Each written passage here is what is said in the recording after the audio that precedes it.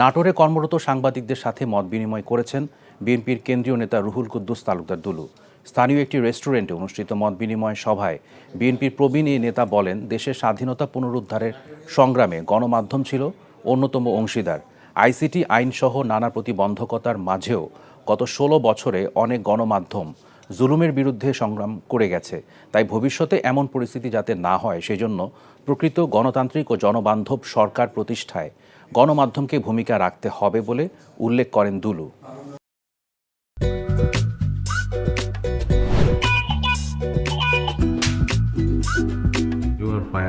লোকটা একটা মেন্টাল। নিশ্চয়ই এই লোকটা প্রতিদিন বউয়ের সাথে উড়া ধুরা ঝগড়া করে আসে।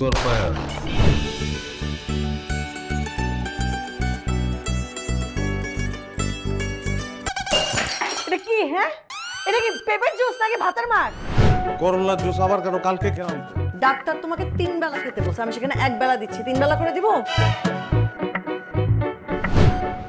আমার অপরাধটা কি ছিল? কি অন্যায় করছিলাম আমি? এরকম চিৎকার চেঁচামেচি করলে সোজা দারোয়ানের রুমে পাঠিয়ে দিব। খুবই সুন্দর লাগছে। ওটা আমি না, ওটা প্রমা। আসসালামু আলাইকুম দুলা ভাই, কেমন আছেন? ডার্লিং, আসো, তাড়াতাড়ি আসো।